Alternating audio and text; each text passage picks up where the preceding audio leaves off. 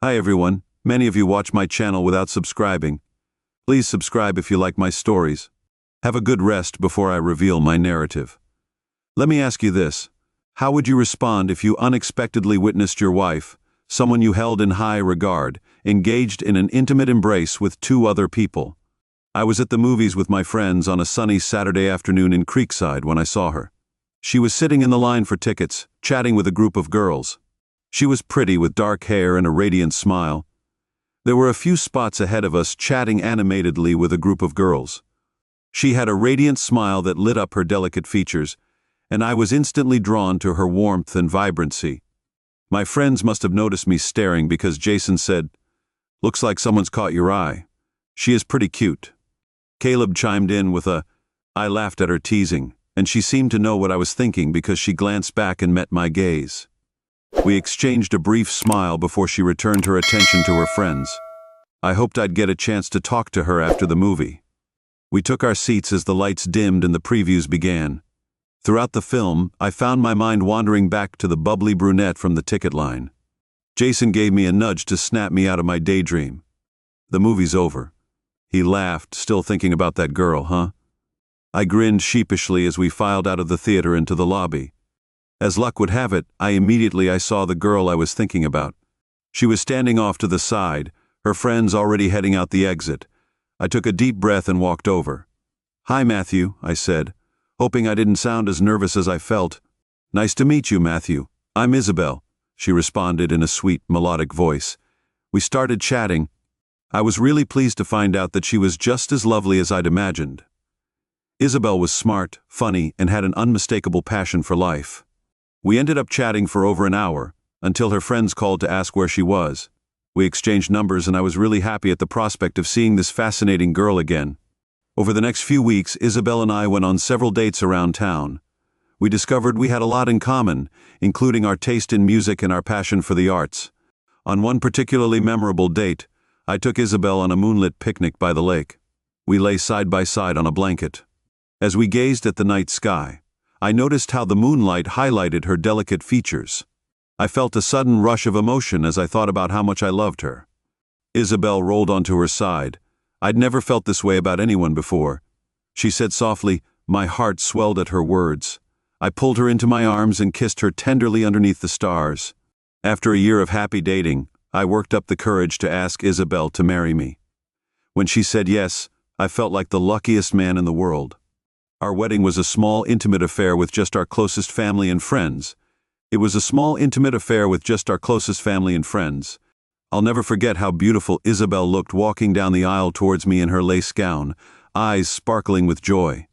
The ceremony was filled with laughter, happy tears, and so much love as we drove away from the church towards our honeymoon suite. I gave Isabel's hands a squeeze, feeling grateful to be starting our lives together as husband and wife. She turned to me with a radiant smile. "I can't believe we're married," she said. "I'm so excited for our future." I smiled back wholeheartedly, echoing her sentiments. At the time, I had no idea how much our lives would change in just a few short years. The first 2 years of our marriage were great. Isabel was not only my wife but also my best friend. We enjoyed lazy weekends cooking together, going on outdoor adventures and snuggling up on the couch watching movies every day. Isabel was filled with laughter, passion, and a deep sense of contentment. She was a genuinely caring person. I valued her unwavering honesty a great deal. I knew that our unconditional trust in one another was the foundation of our happy marriage. While Isabel worked as a waitress at a local diner, I was establishing my career as a graphic designer. We were comfortable financially, though we lived modestly. Isabel often used her tip money to indulge her true passion, acting.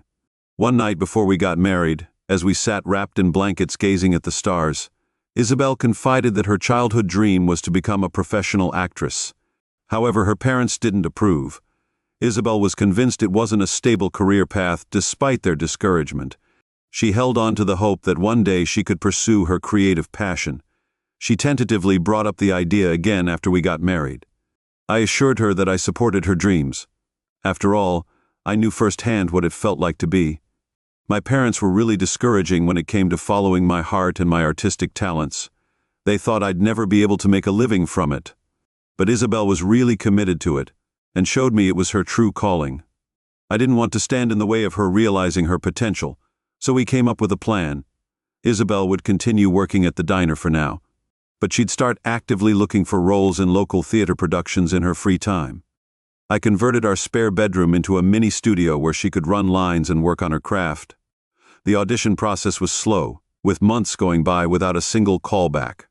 Isabel was struggling to hide her disappointment as her emails went unanswered. I knew how disheartening it was to put yourself out there and create with no success, so I tried to stay positive. I told her she was talented and that her big break was coming. I just kept reminding her to stay patient. I kept encouraging her to keep at it. I had total faith in her abilities. After almost a year of hard work, Isabel finally got a response about a role in an upcoming community theater production.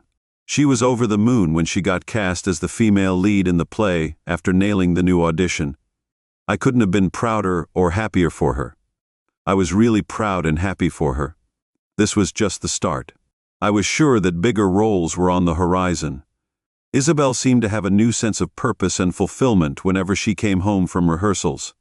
It made my heart so happy to see her living her dream. I didn't expect at the time how much our lives would change. When Isabel's passion for theater took over, it didn't affect our relationship much at first. She was busy on weekends, but we still connected in the evenings and during the week. I didn't mind the adjustments, reminding myself it was only temporary. This was her chance. I was happy for Isabel to finally pursue her purpose, but as the performance dates approached, her directors made the rehearsals more intense. Long nights and weekend sessions became the norm. I missed spending lazy Saturdays together, but I decided it was better to keep the peace rather than voice my concerns. I tried to be supportive by asking Isabel about rehearsals and listening to her excited descriptions of the characters and storylines. I felt clueless, though, not being there to actually see the play come together. I hoped that once performances started, I'd have a chance to watch Isabel. Isabel was really starting to shine on stage, but the more she got into acting, the more distant she became. Our conversations felt strained, and our camaraderie was replaced with fits of petulance. She was often too exhausted after rehearsals to do anything but crawl into bed. At first I attributed the changes to temporary stress and the long hours. I was sure that once this production wrapped up, things would go back to normal. But a bigger issue soon emerged. Isabel's wardrobe suddenly got a lot skimpier. She started wearing low-cut dresses and crop tops on weekends, which was a huge change from her usual modest style. When I gently brought it up, she brushed off my concerns, saying she was just trying to look the part and dress like the other actresses. I tried not to let my jealousy show, even as my suspicions grew that she was dressing to impress someone new, not just for the stage. Her aloofness toward me only reinforced this fear. One night, I made a joke about her new look and she got really angry, storming out of the room. I was surprised and hurt because she'd never lost her temper with me like that before. I chased after her, hoping to talk it through. "Isabel, wait, I'm sorry. I didn't mean to upset you. Come back, let's discuss this." But she wouldn't turn around, slamming the bedroom door in my face. I stood there feeling totally confused. Where had the warm, affectionate woman I married gone? This cold, temperamental stranger was someone I didn't recognize. I told Jason and Caleb about my worries that night when they came over to hang out. Their reactions were pretty surprising. "Jude, I hate to break it to you, but it kind of sounds like she might be cheating." Jason said it bluntly, and Caleb nodded. "We've heard rumors that there's something going on between them and the T Productions crew. They're always around all hours, in skimpy clothes. I keep an eye on her. If I were you, I'd be shocked they would jump to such an extreme conclusion." Such an extreme conclusion. There's no way Isabel would ever do that. She loves me and would never betray our marriage. My friends exchanged a skeptical look, but dropped the subject. Still, those ominous words lingered at the back of my mind. What if they were right? What if I was being blindly naive? Over the next few weeks, I was torn between investigating further and not. Hiring someone to spy on Isabel felt invasive, but how else could I know if she was deceiving me? My internal debate ended when Isabel did something that made me realize she was hiding something. After months of aloofness, she suddenly became affectionate and sweet, as if she was trying to cover her tracks. My friend's dire warnings echoed in my mind. Something was very wrong. That week I found a private investigator online and hired him to follow her. I'll report back over the next few days. I hated feeling so suspicious of my own wife, but I had to know the truth. The investigator called me urgently that weekend, just 3 days after I hired him. He said, "You need to get over here right now. I have something to show you." I raced over, my pulse pounding. The photos and videos he presented shattered my whole world. Isabel was out to dinner with a tall, handsome guy I'd never seen before. They were kissing passionately in his car. There was also a video of them leaving a club hand in hand, and then entering his apartment where she stayed the entire night. I sat there in shocked silence, unable to process the undeniable evidence. It was clear that Isabel was leading a double life and blatantly lying to me whenever she claimed to be busy with rehearsals. "I could see how upset you were. I know this is really difficult to see. I'm sorry, but you have every right to feel angry and betrayed by her actions. Let me drive you back home tomorrow." I let him take me back to the house I once shared so happily with Isabel. Sure enough, the investigator pointed out the same blue Toyota from the pictures parked in our driveway. Her lover must be inside. If you need backup, go ahead and confront them. I was so shocked I was filled with pure fury. I went up to the front door and threw it open. What I saw in our bedroom stopped me in my tracks. Isabel was in bed with not just one, but 2 different men. All 3 of them stared at me in dismay before panic erupted. One guy tore out of their half-dress while I lunged for the other one, the blonde. From the photos, I was overcome with blind rage as I wrestled him to the ground. I saw the investigator rushing to hold me back before I did something illegal. Meanwhile, Isabel was tied to the bedposts, wearing skimpy clothes, pleading with me to stop and let her explain. I ignored her desperate cries, too overwhelmed with anger and heartbreak to even look her way. I had the investigator escort me there before I completely lost control and left the chaotic scene. I was hit by the reality of Isabel's betrayal. I felt utterly crushed, remembering how I had encouraged her acting pursuits, only to have her throw it all back in my face. Of course, it was never about the acting itself. That was just an excuse to indulge her secret affairs. I was wrecked, imagining her sneaking around behind my back all this time. What a fool I had been. In that moment, I was willing to turn a blind eye to everything. I swore that this betrayal would be the end of Isabel. I was determined to expose her lies and make her fully accountable for the damage she had done in the aftermath.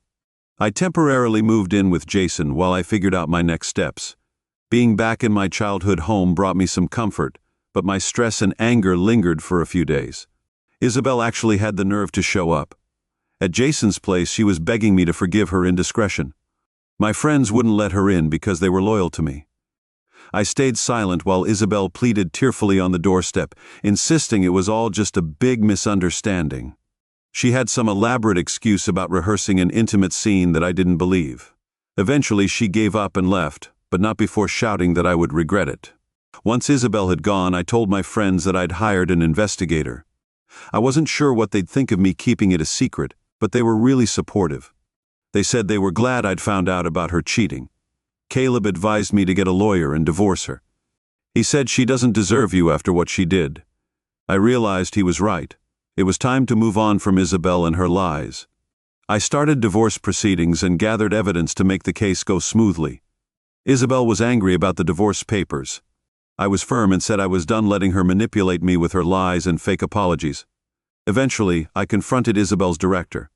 He had welcomed my wife so warmly into his cast. He was unaware that his production had provided. It was the perfect cover for our scheming ways. I met up with the director at a coffee shop and presented the evidence of Isabel's with not 1 but 2 cast members, including his own boyfriend. He was shocked and hurt, but he agreed to fire both Isabel and the other man immediately. I left the meeting feeling vindicated and relieved. The truth was out now, and Isabel's acting career was over. Her web of lies had come crashing down thanks to her own despicable choices. She only had herself to blame. In the weeks after our divorce, I tried my best to move on with my life. It still hurt deeply, but I knew cutting ties with Isabel was necessary after her betrayal. I found solace in reconnecting with old friends like Jason and Calb. We would often gather at Jason's apartment to play video games and reminisce about our wild college days. We played games and reminisced about our wild college days. It felt good to laugh again. One night after a few beers, I decided to walk home instead of crashing on Jason's couch as usual. The fresh night air would help clear my head. I was lost in thought and barely paying attention to my surroundings when suddenly I was growled at from behind and shoved up against a brick wall. Before I could react, two muscular men were on top of me, pushing me. I tried to defend myself, but I was no match for these ruthless attackers. This is what we get from messing with Isabel. One of the thugs snarled as I crumpled to the ground, blood pouring from my nose through swollen eyes. I suddenly recognized one of the men as someone Isabel had been friendly with in her theater circle. My heart sank, realizing she must have orchestrated this ambush as revenge. The two Brits, Jason and Caleb, came running up and probably would have beaten me to death if they hadn't. Jason tackled one guy while CB wrestled the other into a chokehold. "Get out of here," Jason yelled. The guy scrambled away just as police sirens wailed in the distance. My friends quickly explained what happened. When the police arrived, they used security footage to identify and arrest the two men. They had extensive records and were well known in the area. I was in the hospital with cracked ribs and bruises, thinking Isabella hated me enough to plan such a vicious attack. What had happened to the sweet, caring woman I fell in love with? Betrayal and bitterness had turned her into someone unrecognizable. But I also felt blessed to have friends like Jason and Caleb stand up for me in my darkest moments. Their fierce loyalty and quick thinking saved my life.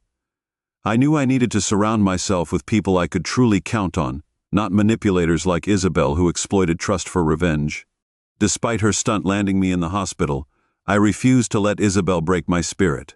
Once the physical wounds healed, I knew I would emerge stronger, wiser, and more grateful for what matters: truth, integrity, and unconditional friendship. Update: after the thug incident, I hoped Isabel had learned her lesson, but a few years later, I heard she was up to more troubling schemes.